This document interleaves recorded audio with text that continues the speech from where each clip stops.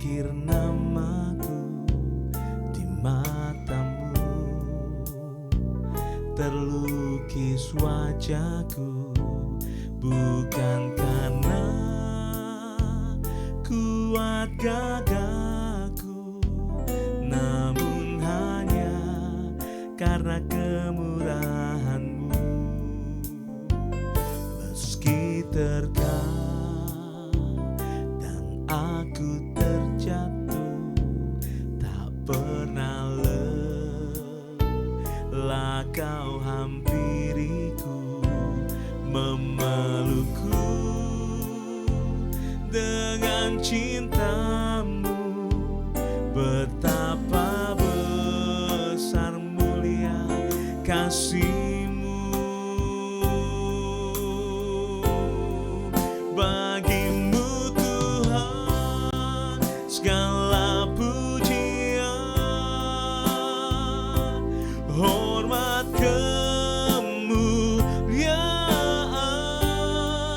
tiada ternilai. Salib-Mu Tuhan, sungguh berharga Engkau Yesus.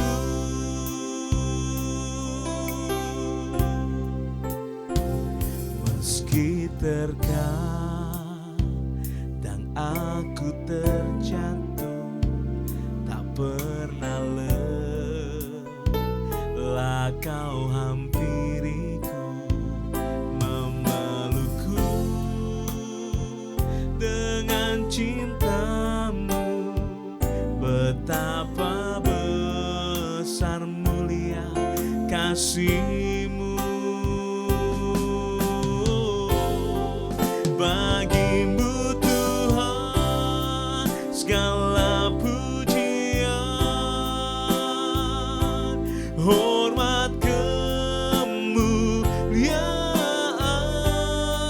tiada ternilai.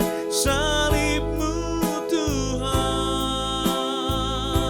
sungguh berharga Engkau. Bagi-Mu Tuhan segala pujian, hormat, kemuliaan tiada ternilai. Salib-Mu Tuhan, sungguh berharga Engkau Yesus.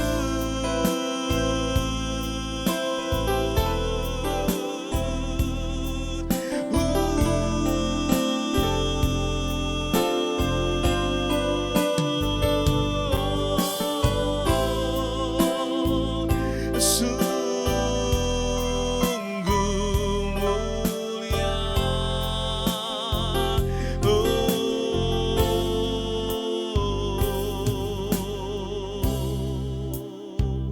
haleluya. Terima kasih Tuhan. Bagi-Mu Tuhan segala pujian, hormat, kemuliaan tiada ternilai. Salib-Mu Tuhan,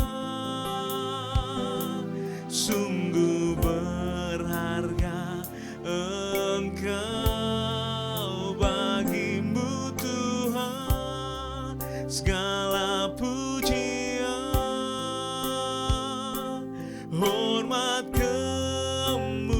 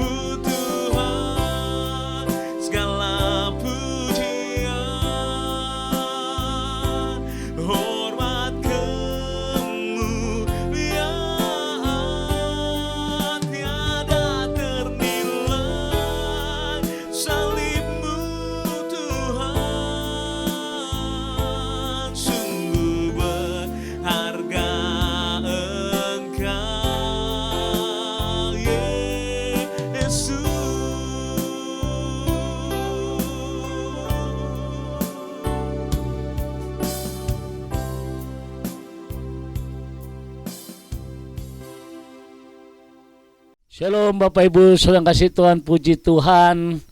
Saya ucapkan selamat pagi dan hari ini hari kenaikan Tuhan Yesus, saudara, ke surga. Ini hari yang sukacita Bapak Ibu.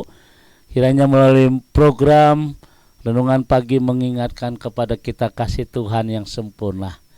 Yesus mati dan bangkit, kemudian dia berada di dunia 40 hari kemudian dia naik ke surga. Yesus naik ke surga karena tugasnya telah selesai. Yang kedua, Yesus naik ke surga karena dia menyediakan tempat bagi kita.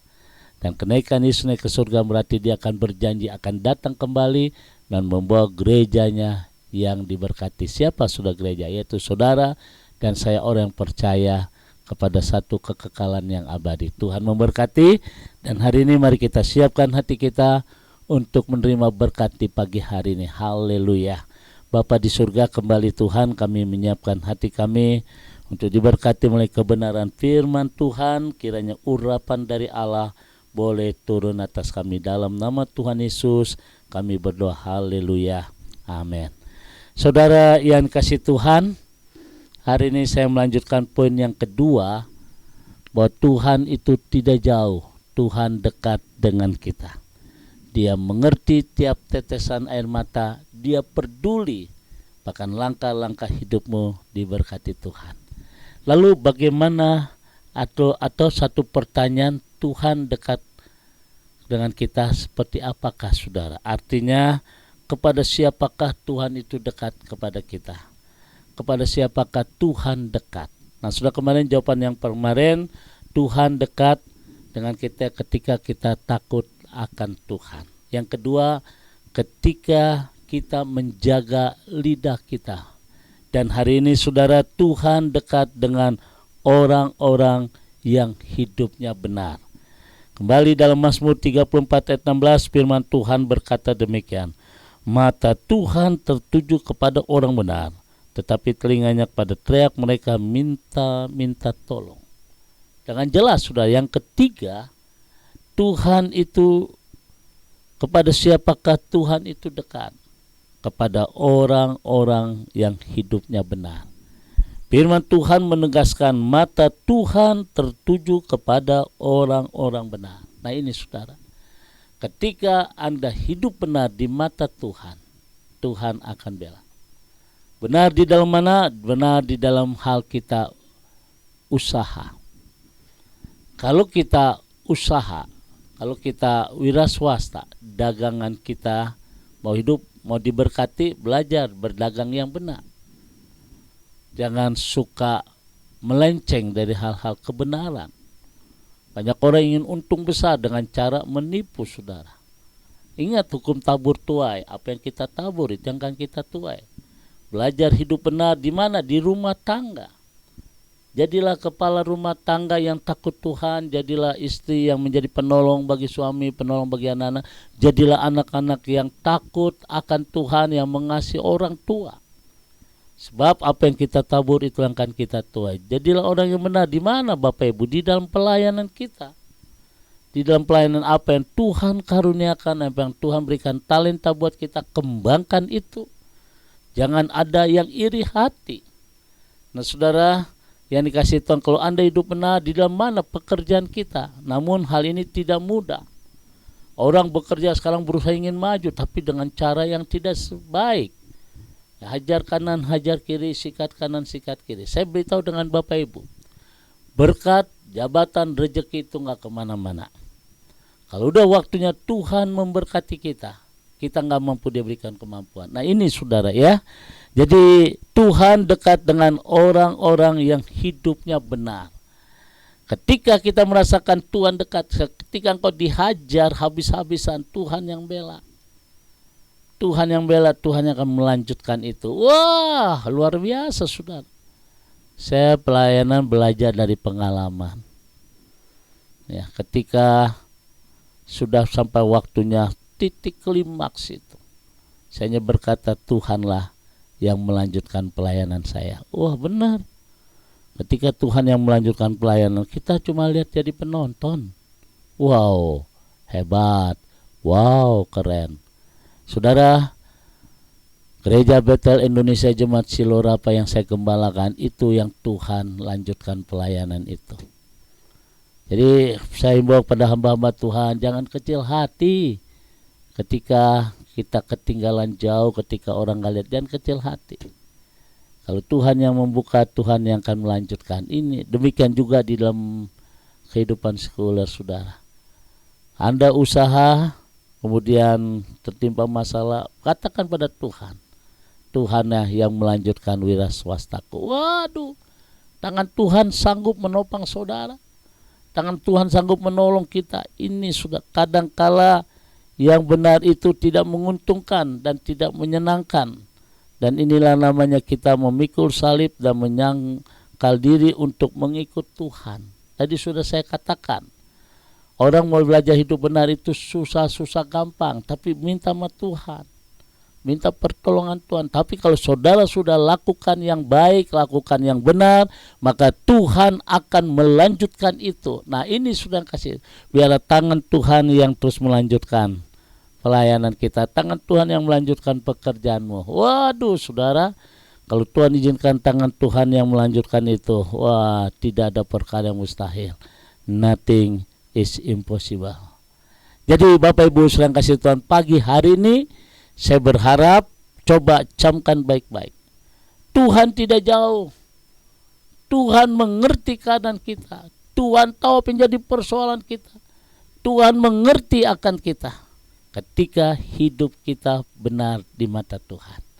Saya percaya sesuai dengan lagu ini berkata, Allah ya bela, siapa lawan dia, lebih dari pemenang